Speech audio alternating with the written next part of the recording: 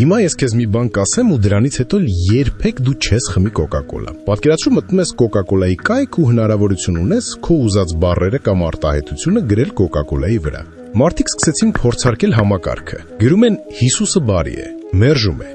Գրում են Հիսուսը թագավոր է, նորից մերժում է։ Բայց հետո փորձարկում են հակառակ տարբերակը։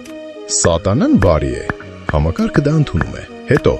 ես սիրում եմ սատանային, ընդունվում է։ Իսկ երբ գրում են ես սիրում եմ Հիսուսին, մերժվում է։ Ու այստեղ արդեն հարց է առաջանում. ինչու՞։ Ամենահետաքրքիրն այն է, որ կոկա-կոլայի կանոնները կրոնական բովանդակությունը սահմանափակելու մասին են, այսինքն տեսականորեն նման արտահայտությունները պետք է նույն կերպ ֆիլտրվեին։ Դրանից հետո մարդիկ սկսեցին զանգվածաբար քննարկել այս հարցը, իսկ համակարգի ֆիլտրերը ըստ տարածված հաղորդումների սկսել են փոփոխվել։ Բայց արդյոք սա կոկա-կոլայի իրական դիրքորոշումն է, թե պարզապես նրանց ավտոմատ համակարգի լուրջ սխալ է։ Դու ինչ ես կարծում։ Գրիր մեկնաբանությունում։